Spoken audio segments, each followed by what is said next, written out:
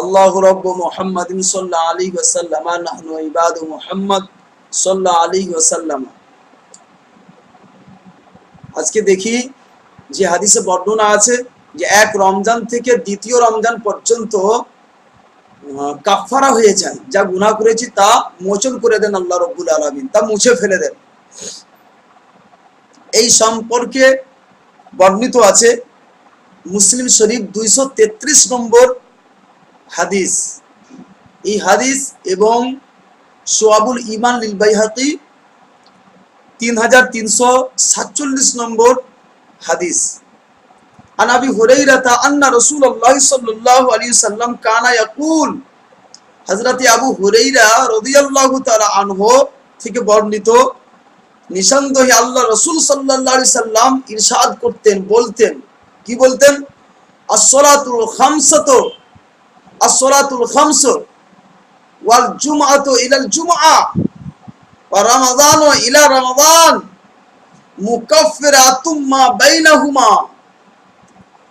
নবী পাক সাল্লাল্লাহু আলাইহি সাল্লাম বলেন যে পাঁচ ওয়াক্তের নামাজ তথা এক নামাজ থেকে দ্বিতীয় নামাজ পর্যন্ত, দ্বিতীয় নামাজ থেকে তৃতীয় নামাজ পর্যন্ত, এই করে, এবং এক জুমা থেকে আরেক জুমা, এবং এক রমজান থেকে আরেক রমজান, এটা কি হয়? মুকাফফিরাতুম মা বাইনাহুমা, এটা এক অপরের জন্য কাফফারা হয়ে যায়, কাফফারার নাই। তথা এক রোজা রাখলাম, আবার সামনে রোজা চলে আসলো, এই পর্যন্ত যা নেকি করলাম আল্লাহ রাব্বুল আলামিন তার মধ্যে যা গুনাহ হয়েছে সেইকে মিটিয়ে দেন। তবে তার জন্য একটি শর্ত আছে, কি?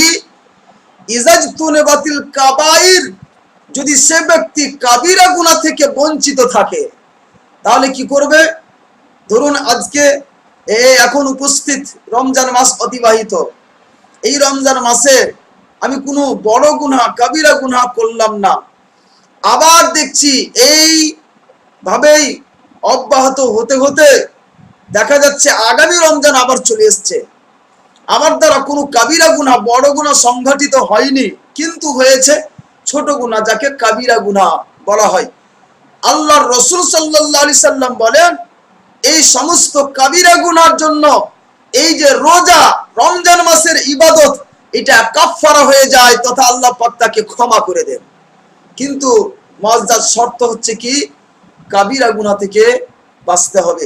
যত ফজিলতময় বরকত আছে, ভালোভাবে উজু করলে জান্নাত পাওয়া যাবে, কলমা পাক পড়লে জান্নাত পাওয়া যাবে, হজ করে নিলে জান্নাত পাওয়া যাবে, এই সমস্ত কথা সেই সময় প্রযোজ্য হবে যখন সেই ব্যক্তির দ্বারা কাবিরা গুনাহ সংঘটিত না হয়, তথা তার সাগীরা গুনাহ, ছোট গুনাহগুলি আল্লাহ পাক ক্ষমা করে দেন।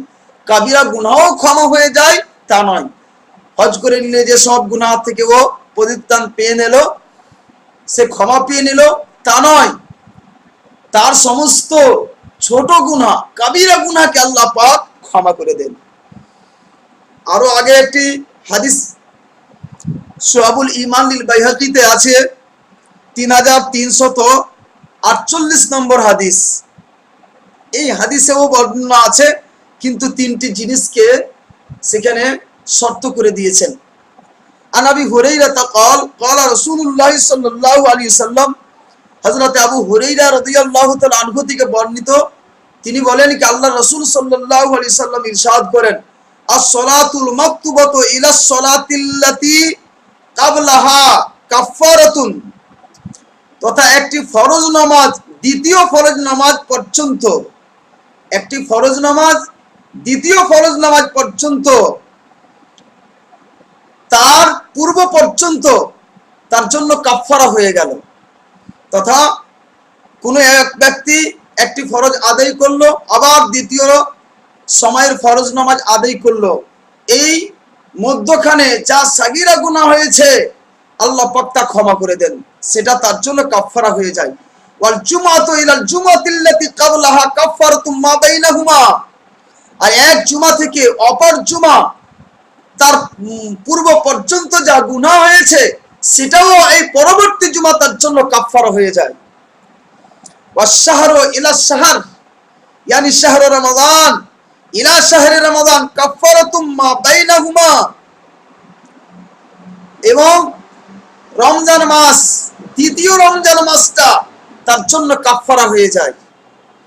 ইল্লা মিন সালাস, কিন্তু তিনটি জিনিস ব্যতিক্রম, ক্ষমা হয় না। কি তিনটি জিনিস? আল ইশরাক, এক নম্বর আল ইশরাকু বিল্লাহ, তথা আল্লাহর সাথে কাউকে শরীক করা, শিরিক করা যাকে বলি। যে ব্যক্তি শিরিকে আবদ্ধ হয়ে যায় সে ব্যক্তির কাফফারা হয় না, সে ব্যক্তিকে আল্লাহ পাক ক্ষমা করেন না। দ্বিতীয়ত ওয়া তারকুস সুন্নাহ, আর সুন্নাতকে যে ব্যক্তি ত্যাগ করে দেন, বা নাকসুস সাফকাতা, এবং সাফকাকে যে ব্যক্তি সাফকা করে ফেলে সেই ব্যক্তিকে ক্ষমা করেন না। ক্বালা আবু হুরায়রা, হযরত আবু হুরায়রা রাদিয়াল্লাহু তাআলা আনহু জিজ্ঞাসা করেন, ফাআলিমতু আন্না যালিকা লিআমরিন হাদাসা, ইয়া রাসূলুল্লাহ, আপনি যা ব্যক্ত করলেন আমি তো বুঝতে পারলাম, কিন্তু আমি তা বুঝতে পারলাম। ফাকুলতু ইয়া রাসূলুল্লাহ আম্মা ইশরাকু বিল্লাহ, ইয়া আল্লাহর রাসূল, আমি তো বুঝতে পারলাম আম্মা ইশরাকুম বিল্লাহি ফাকাদ আরাফনাহু, আমি তো বুঝলাম আল্লাহর সাথে শরীক করার অর্থটা কি, এটা বুঝে গেছি, এটা জেনে গেছি। ফামা নাকসুস সাফকা ওয়া তারকুস সুন্নাহ, কিন্তু নাকসুস সাফকা আর তারকুস সুন্নাহ এই দুটির অর্থ কি? আল্লাহর সাথে শিরক করে তো বুঝতে পারছি, কিন্তু বাকি যে দুটো আর আছে এই দুটো বুঝলাম না। নবী পাক সাল্লাল্লাহু আলাইহি সাল্লাম বলেন, আম্মা নাকসুস সাফকা, নাকসুস সাফকা হচ্ছে এই, ফাইন্না তুবাইয়া রাজুলান বিয়ামিনিক সুম্মা তুখালিফু ইলাইহি ফাতুকাবিলুহু বিসাইফিকা, তথা কোন এমন ব্যক্তি কোন ব্যক্তির কাছে কোন ক্রয় বিক্রয় করলো, বেচা কিনা করলো, করার পরে সে সেটাকে অস্বীকার করে বসলো, এবার উভয়ের মধ্যে লড়াই হলো, এত পর্যন্ত তরবারি বের করার পরিস্থিতি নিয়ে নিল, এই পর্যন্ত বেরিয়ে গেল, সেই রকম ব্যক্তিকে আল্লাহ পাক ক্ষমা করেন না। তথা ক্রয় বিক্রয় যা করে দিয়েছি, বেচে দিয়ে আবার পিছে সরে যাওয়া, না আমি বেচিনি এরকম ভাষা বলে দেওয়া, বা এটা নিয়ে একটা ঝগড়া বিবাদ সৃষ্টি করে দেওয়া, এইরকম ব্যক্তির জন্য এক রমজান থেকে দ্বিতীয় রমজান এটা কাফফারা হয় না, তার জন্য দ্বিতীয় রমজান কাফফারা হয় না। এটা বুঝাতে চাইছেন কিসে? নাকসুস সাফকা এর অর্থ নবী পাক এটা বুঝালেন। ওয়া আম্মা তারকুস সুন্নাহ, কিন্তু তারকুস সুন্নাহ এর অর্থ ফাল খুরুজু মিনাল জামাআহ, নবী পাক বলেন জামাত থেকে বেরিয়ে যাওয়া। জামাত থেকে বেরিয়ে যাওয়ার অর্থ অনেক। তারকুস সুন্নাহ থেকে নবী পাক বুঝাচ্ছেন কি? জামাত থেকে বেরিয়ে যাওয়া। জামাত থেকে বেরিয়ে যাওয়ার অর্থ অনেক হবে। হয়তো জামাত চলছে মসজিদে, আমি জামাত ধরলাম না। হয়তো জামাত তথা চার মাযহাব আছে, এই চার মাযহাব থেকে আমি বাইরে, আমি তাদের কোনো কথা অনুকরণ করি না, সে ব্যক্তি গুমরাহ হবে। বা আমাদের সেই রকম কোনো জায়গায় একটা ভালো খুব প্রয়োজনীয় কোন একটা সংগঠন, সেখান থেকে আমি বেরিয়ে গেলাম, এরকম এক একটা তার ব্যাখ্যা নেওয়া যেতে পারে। তো যাই হোক, এই তিনটি জিনিস থেকে যদি কোনো ব্যক্তি বেঁচে থাকে তবে আল্লাহ পাক সেই ব্যক্তির জন্য এক ওয়াক্তের নামাজ পড়ে নিয়ে দ্বিতীয় ওয়াক্তের নামাজের মধ্যে যা গুনাহ হয়, এক জুমা থেকে দ্বিতীয় জুমা পর্যন্ত যা হয়ে যায়, এক রমজান থেকে দ্বিতীয় রমজান পর্যন্ত যা গুনাহ খাতা হয়, আল্লাহ পাক সব কাফারা হিসাবে করে দিয়ে সব গুনাহকে মোচন করে দেন।